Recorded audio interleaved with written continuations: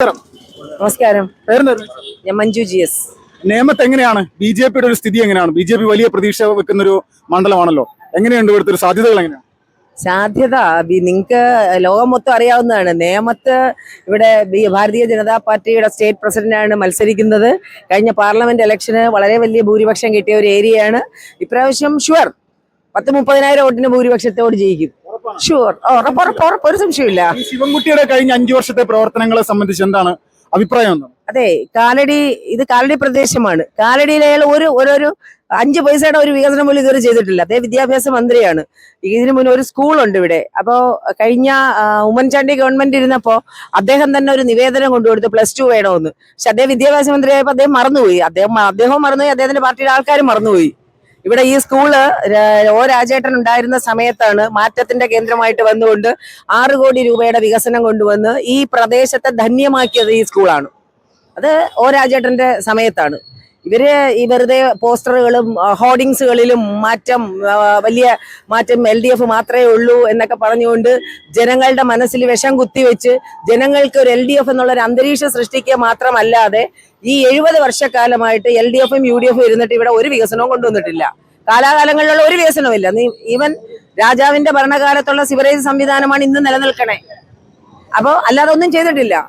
അപ്പം എന്തെങ്കിലും നിയമത്തിന് ഒരു സുവർണ കാലഘട്ടം ഉണ്ടായിരുന്നെങ്കിൽ 2016 മുതൽ 2021 വരെ രാജഗോപാൽ എന്ന വ്യക്തി ഇവിടെ അസംബ്ലി മണ്ഡലത്തിൽ MLA ആയിരുന്നപ്പോൾ മാത്രമാണ്. അതും അന്ന് വിദ്യാഭ്യാസ മേഖലയിൽ ഒരു മാറ്റത്തിന്റെ കേന്ദ്രം എന്ന് പറഞ്ഞ സ്കൂൾ കൊണ്ടുവന്നു. 6 കോടി രൂപയുടെ സ്വന്തം അക്കൗണ്ടിൽ നിന്ന് 1 കോടി രൂപ എടുത്തിട്ട് കൊണ്ടാണ് അദ്ദേഹം ചെയ്തത്. അതുപോലെ തന്നെ നിയമത്തിന്റെ പല വാർഡുകളിലും വികസനം കൊണ്ടുവന്നു. ഇപ്പൊ ജനങ്ങളെല്ലാം അവയർനെസ്സോടെ ഇരിക്കുകയാണ്, വരട്ടെ എന്ന്. അദ്ദേഹം ഈ ഏരിയയിൽ കാലുകുത്തിയിട്ടില്ല. 2 പാലം പൊളിഞ്ഞു കിടക്കുകയാണ്. രാജേട്ടന്റെ സമയത്ത് ആ പാലത്തിന് പുതിയതായിട്ട് എസ്റ്റിമേറ്റ് എടുത്ത് സമർപ്പിച്ച് അസംബ്ലിയിൽ ചോദ്യം ചോദിച്ച വ്യക്തിയാണ്. അപ്പൊ പറഞ്ഞു അത് ചെയ്യാം, പഴയ എസ്റ്റിമേറ്റ് എല്ലാം മാറ്റിക്കൊണ്ടുവന്നാൽ ചെയ്യാന്ന്. അങ്ങനെ മാറ്റി എല്ലാം കൊണ്ടുവന്ന് ഇദ്ദേഹം MLA ആയി അടുത്ത പ്രാവശ്യം വന്നതിന് ശേഷം ഒരു ബോർഡ് വെച്ചതല്ലാതെ ആ ബോർഡ് ഇപ്പോഴും അവിടെ ഒരു മോണുമെന്റ് പോലെ ഇരിപ്പുണ്ട്. 2009 മുതൽ തുടങ്ങിയതാണ് ആ പാലം. ഒരു മന്ത്രി ആയിരിക്കുമ്പോ ഒരു വാർഡിന്റെ ഇങ്ങനെയുള്ള കാര്യങ്ങൾ ചെയ്യണ്ടേ? എന്ത് വികസനമാണ് അദ്ദേഹം നിയമത്തിന് വേണ്ടി കൊണ്ടുവന്നതെന്ന് എനിക്കറിയില്ല. ഇപ്പോ ഈ മഞ്ചേശ്വരത്ത് SDP-യുടെ സ്ഥാനാർത്ഥിയുടെ പത്രിക പിൻവലിക്കുന്ന ഒരു സാഹചര്യം ഉണ്ടായിരുന്നു. ഇപ്പോ നേമത്തെ ഇസ്ലാമിക മതമൗലികവാദികളെ കൂട്ടുപിടിച്ചുകൊണ്ട് രാജീവ് ചന്ദ്രശേഖരനെ പരാജയപ്പെടുത്താൻ അവർ ശ്രമിക്കാനുള്ള സാധ്യതയുണ്ടോ? ഇനി ശരിക്കും പറഞ്ഞു കഴിഞ്ഞാൽ നേമത്തെ ജനങ്ങള് ഇവിടെ ഒരു മതമൊന്നും വലിയതായിട്ട് കൂട്ടിക്കലർത്താൻ ആഗ്രഹിക്കുന്നില്ലാത്തവരാണെന്നാണ് എന്റെ കാഴ്ചപ്പാട്. ഇപ്പൊ കഴിഞ്ഞ കാലഘട്ടത്തിലെ ഏത് മതത്തിലുള്ളവർക്കും ഒരു അറിവ് കിട്ടിയിട്ടുണ്ട് എന്നുള്ളതാണ്. അപ്പൊ ഇവിടെ നമുക്ക് മതമൊന്നും ഒരു കാര്യമില്ല, എല്ലാം ഒരു കുടുംബം പോലെയാണ്. നേമം നിയോജക മണ്ഡലത്തില് LDFോ UDFോ വന്നൊന്നും ചെയ്യാനില്ല. ഇപ്പൊ തിരുവനന്തപുരം നഗരസഭ പിടിച്ചെടുത്തു. ഇദ്ദേഹം നമ്മുടെ സ്റ്റേറ്റ് പ്രസിഡന്റ് ശ്രീ രാജീവ് ചന്ദ്രശേഖറിന്റെ നേതൃത്വത്തില്, ജില്ലാ പ്രസിഡന്റ് കരമന ജയന്റെ നേതൃത്വത്തിൽ നഗരസഭ പിടിച്ചെടുത്തു. ഈ 4 മണ്ഡലങ്ങളിലും ഷുവർ ആയിട്ടും ഭാരതീയ ജനതാ പാർട്ടി തന്നെ വിജയിക്കും. ജനങ്ങൾക്ക് അറിയാം. ഈ കഴിഞ്ഞ 3 മാസമായിട്ടുള്ളൂ നഗരസഭ പിടിച്ചിട്ട്. എന്തെല്ലാം മാറ്റങ്ങളാണ് ഈ നഗരസഭ തിരുവനന്തപുരത്തിനകത്ത് കൊണ്ടുവന്നതെന്നറിയാവോ?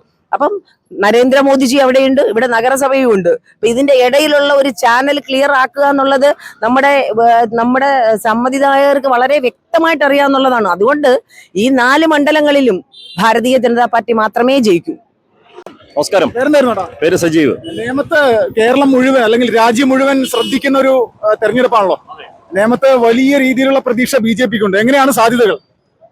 നേമത്ത് രാജീവ് ചന്ദ്രശേഖർ അല്ലാതെ വേറെ ഇവിടെ ആരും ജയിക്കാനുള്ള ഒരു സാധ്യതയില്ല. അദ്ദേഹം മാത്രമേ ജയിക്കുള്ളൂ.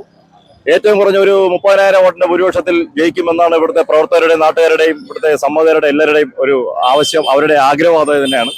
കാര്യം കഴിഞ്ഞ 5 വർഷക്കാലം ഇടതുപക്ഷത്തിന്റെ ശിവൻകുട്ടി ഇവിടെ എന്ത് ചെയ്തു എന്ന് ചോദിച്ചാൽ വെറും വെള്ളത്തിൽ വരയ്ക്കുന്ന വര പോലെ ഉള്ള വാഗ്ദാനങ്ങൾ മാത്രമായിരുന്നു എന്നുള്ളതാണ് നഗ്നമായ സത്യം. അതല്ലാതെ വേറെ ഒരു കാര്യങ്ങളും ഈ ഞാൻ നിൽക്കുന്ന കാലടി എന്ന പ്രദേശത്താണ്. കാലടിയിൽ നമ്മുടെ സൗത്ത് പാലത്തിന്റെ ഒരു തറക്കല്ലിട്ടിട്ട് പോയി 9 കോടി രൂപയുടെ ഒരു ഫ്ലക്സ് ബോർഡ് വെച്ചിട്ട് പോയിട്ട് 5 വർഷമായി. അതുപോലെ കാലടിയുടെ വിവിധ ഭാഗങ്ങളിൽ വാഗ്ദാനങ്ങൾ മാത്രം അഘോരാത്രം പ്രസംഗിച്ചുണ്ടാക്കുന്ന ഈ ശ്രീമാൻ ശിവൻകുട്ടി ഈ വർഷം ഇപ്പൊ നടക്കാൻ പോകുന്ന തെരഞ്ഞെടുപ്പിൽ 3ാം സ്ഥാനം പോകും എന്നുള്ളതിൽ യാതൊരു മാറ്റവുമില്ല. രാജീവ് ചന്ദ്രശേഖർജി പറഞ്ഞത് 30,000 വോട്ടിന്റെ ഭൂരിപക്ഷം ജയിക്കും എന്നാണ് കാലടിയിലെ നിവാസികളുടെ ഏറ്റവും ശക്തമായ ഒരു ആഗ്രഹവും അഭിപ്രായവും. ഇപ്പോ ഈ നേമത്തെ BJP-യുടെ സീറ്റ് ഇരട്ടപ്പൂട്ടിട്ട് അല്ലെങ്കിൽ ഇരട്ട താഴിട്ട് പൂട്ടി എന്നാണ് ശിവൻകുട്ടി പറഞ്ഞത്. അത് തുറക്കുമെന്നുള്ളത് നിങ്ങളുടെ ഒരു ഉറപ്പാണോ? ഇരട്ട പൂട്ടിട്ട് പൂട്ടി എന്ന് പറഞ്ഞ് ഇരട്ട പൂട്ടിട്ട് പൂട്ടിയ താക്കോലിരുന്ന തന്ത്രിയുടെ കയ്യിൽ നിന്ന് ശബരിമല ഉൾപ്പെടെയുള്ള ആരാധനകളുടെ സ്വർണം അടിച്ചുകൊണ്ട് പോയ അവര് പറയുന്ന ഇരട്ടപ്പൂട്ടാണോ നമ്മൾ ഉദ്ദേശിക്കുന്ന ഇരട്ടപ്പൂട്ട് എന്ന് പറഞ്ഞാൽ നമ്മൾ പൂട്ടാൻ BJP എന്ന് പറയുന്നത് പൂട്ടാൻ തുടങ്ങി കഴിഞ്ഞാൽ കേരളം മുഴുവൻ നമ്മൾ പൂട്ടി ഇവിടെ ആര് ഭരിക്കണമെന്ന് BJP തീരുമാനിക്കുന്ന സാഹചര്യത്തിൽ വന്നുകൊണ്ടിരിക്കുന്ന സമയമാണ്. രാജീവ് ചന്ദ്രശേഖർ ജയിക്കും എന്നുള്ളതിന് യാതൊരു സംശയം ആർക്കുമില്ല തന്നെയാണ്. ഈ കഴിഞ്ഞ വട്ടം ഇവിടെ മുരളീധരൻ മത്സരിച്ചു. ആ ഒരു മത്സരം BJPയുടെ പരാജയത്തിലേക്ക് എത്തുന്ന ഒരു സാഹചര്യം ഉണ്ടായിരുന്നു.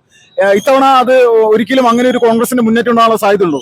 ഒരിക്കലുമില്ല. കാര്യം ശബരിനാഥ് എന്ന് പറയുന്നത് കാർത്തികൻ അദ്ദേഹത്തിന്റെ മകനാണ്. കാരണം കവടിയാർ വാർഡിൽ നിന്ന് ഇപ്പോൾ മത്സരിച്ചതാണ്. നമ്മുടെ BJP കാൻഡിഡേറ്റ് ആയിരുന്നു മത്സരിച്ച മധുസൂദൻ ചന്ദ്രൻ നിസ്സാരമായ വോട്ടിനാണ് അദ്ദേഹം ജയിച്ചു പോയത്.